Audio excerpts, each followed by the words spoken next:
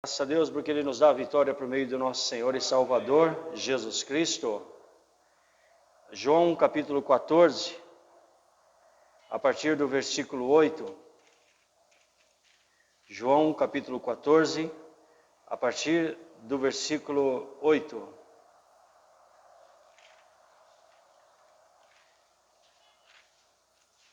Replicou-lhe Filipe: Senhor, mostra-nos o Pai, e isso nos basta. Disse-lhe Jesus: Filipe, há tanto tempo estou convosco e não me tens conhecido? Quem me vê a mim, vê o Pai. Como dizes tu, mostra-nos o Pai? Não crês que eu estou no Pai e que o Pai está em mim? As palavras que eu vos digo, não as digo por mim mesmo, mas o Pai que permanece em mim faz as suas obras. Crede-me que estou no Pai e o Pai em mim.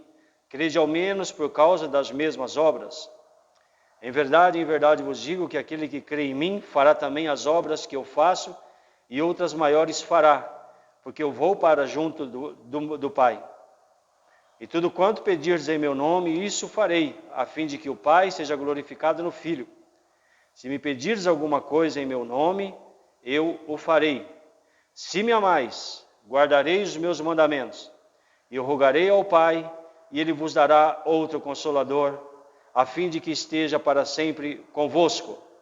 O Espírito da verdade, que o mundo não pode receber, porque não o vê, nem o conhece. Vós o conheceis, porque Ele habita convosco e estará em vós. Pai, nós queremos te agradecer por Tua palavra, Senhor. Para sempre a Tua palavra está firmada no céu. Terei prazer nos Teus decretos, não me esquecerei da Tua palavra, meu Deus. Ó Senhor, de que maneira poderá o mancebo manter puro o seu caminho, observando segundo a Tua palavra, Deus? Senhor, que o Teu nome seja glorificado. Cremos em Ti, Espírito Santo. O Senhor é poderoso para abrir o entendimento de cada um, trazer luz ao entendimento de cada um, Senhor. O Senhor é poderoso, Senhor meu Deus, para me dar a palavra, para com intrepidez fazer notório o mistério do Teu Evangelho. O Senhor é poderoso, Senhor meu Deus, para me capacitar nesta hora. Eu que de mim mesmo não tenho nada, Senhor. Mas eu te peço, usa-me para falar, pelo menos a uma pessoa, Senhor. Que essa palavra chegue no coração como fogo e que traga grande transformação. Quero te agradecer porque o Senhor é fiel. Muito obrigado, Deus. Oro em nome de Jesus. Amém. Amém. Um dos grandes desafios do Senhor Jesus, nessa ocasião, era se tornar conhecido, mas não como o profeta, como muitos diziam. Ah, você é o Elias. Ah, ele é um bom homem. Ou muitos até falaram, ah, isso aí é o filho de José, o carpinteiro, junto com Maria. O grande desafio de Cristo era anunciar para as pessoas que Ele era o Messias prometido, o enviado de Deus. Um grande desafio de Jesus era anunciar para as pessoas que Ele estava aqui na terra 100% humano e 100% Deus. Era um grande desafio.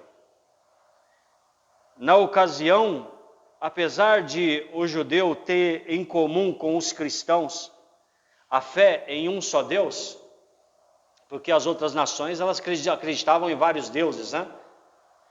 Mas o judeu, ele tinha isso de bom, onde ele acreditava em um só Deus.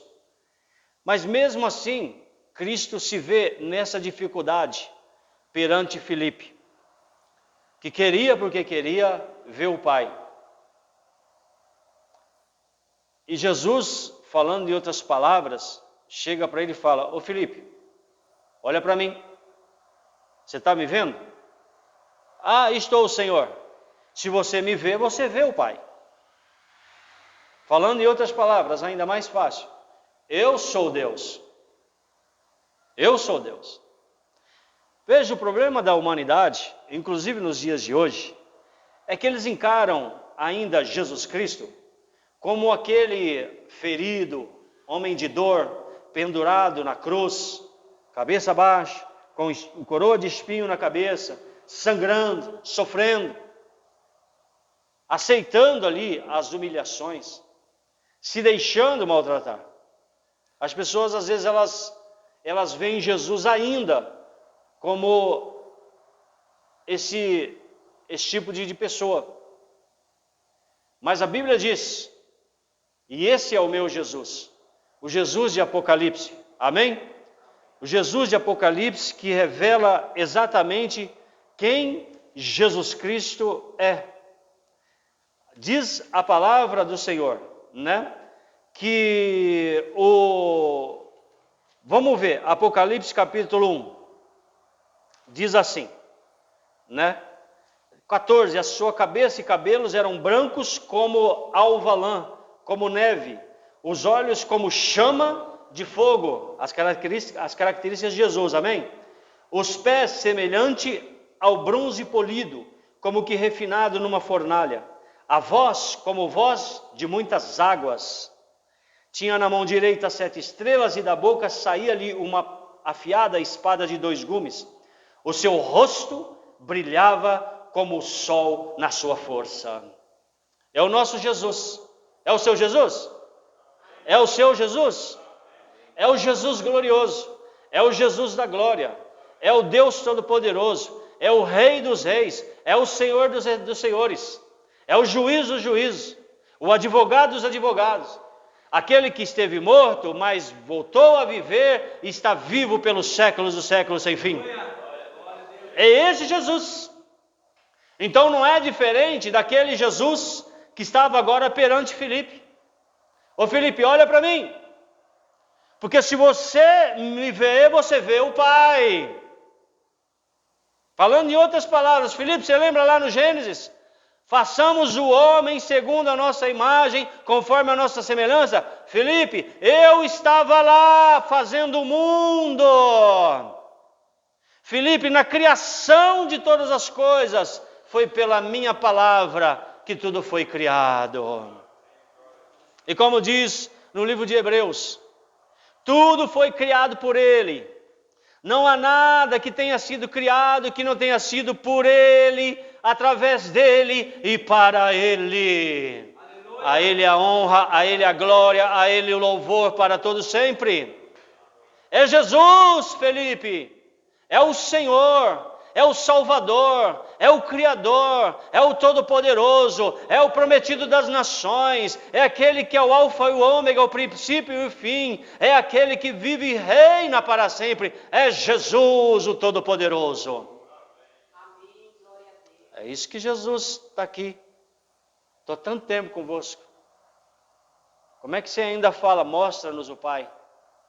E para nós, os cristãos, os convertidos, os crentes em Cristo Jesus, nós acreditamos que Jesus, Ele é o Deus Todo-Poderoso. Quem crê? Amém. Ele é o Deus Todo-Poderoso. Ele é o Deus Todo-Poderoso. Mas aí Jesus, como sempre infinito em sua graça e misericórdia, Ele tolera aqui um pouco mais Filipe, né? E no versículo 10, ele fala assim, não crês que estou no Pai e que o Pai está em mim? Não crês? Não crês que eu estou no Pai e que o Pai está em mim? As palavras que eu vos digo, não as digo por mim mesmo, mas o Pai que permanece em mim faz as suas obras. Então tudo que Deus falava para Jesus transmitir, Jesus transmitia. Eu creio que realmente não foi fácil aqui para Filipe acreditar nisso. Como que pode um homem que está comendo conosco, um homem que está andando conosco, esse homem ele está vivendo as mesmas necessidades que nós estamos vivendo aqui. Como que pode? Ele é um ser humano como a gente. Então como é que pode tudo que ele falar ser proveniente da boca de Deus? eu acredito que era muito difícil, não só para Filipe, mas como também para Tomé e outras pessoas e outros discípulos, né? Acreditarem nisso, nessa possibilidade. Aí o versículo 11, né? Crede-me que estou no Pai e o Pai em mim. Crede ao menos por causa das mesmas obras. Então foi necessário que Cristo fizesse muitos milagres. E a palavra de Deus fecha lá no Evangelho de João, que diz assim, que tudo que Jesus fez como milagres, se fosse para ser escrito, não haveria livro no mundo para escrever. Não bastaria a quantidade de livros no mundo para escrever os milagres que Jesus fez, né? Vocês se lembram o primeiro milagre de Jesus? Lá em Caná da Galileia, transformou a água em vinho. Amém? Vocês se lembram dos 10 leprosos que todos eles foram curados? Jesus curou os 10 leprosos. Vocês se lembram daquela mulher que estava com fluxo de sangue? E há muito gastaram os seus bens para tentar encontrar a cura daquela enfermidade. E ela não encontrou. E ela bastou ela tocar em Jesus, saiu virtude de Jesus e curou aquela mulher. Aleluia! Você se lembra do cego Bartimeu, que foi curado e Jesus devolveu a visão ao cego Bartimeu?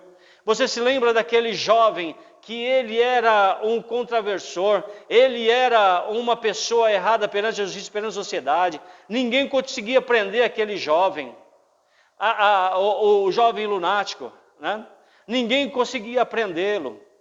Esse jovem, ele vivia nos sepulcros, vivia no cemitério.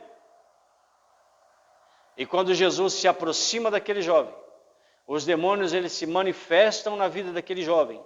E Jesus dá a ordem para que aqueles demônios saiam daquele jovem, e aquele jovem é liberto totalmente para a glória do Senhor. Vocês se lembram disso?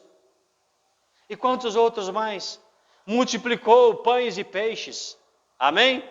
Dois pães, é isso? 5 pães e 2 peixinhos.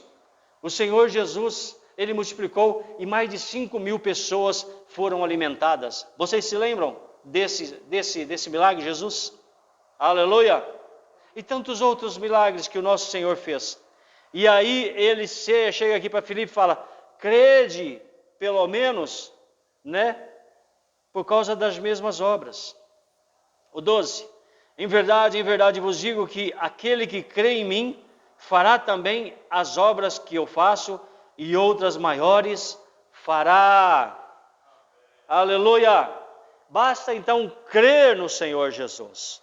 Basta crer, para que o Senhor Deus, através da sua vida, faça obras maiores ainda.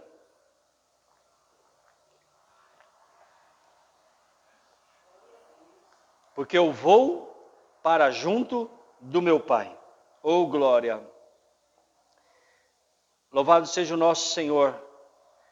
Porque o plano do Senhor, o plano do nosso Deus, ele nunca falhou e nunca vai falhar.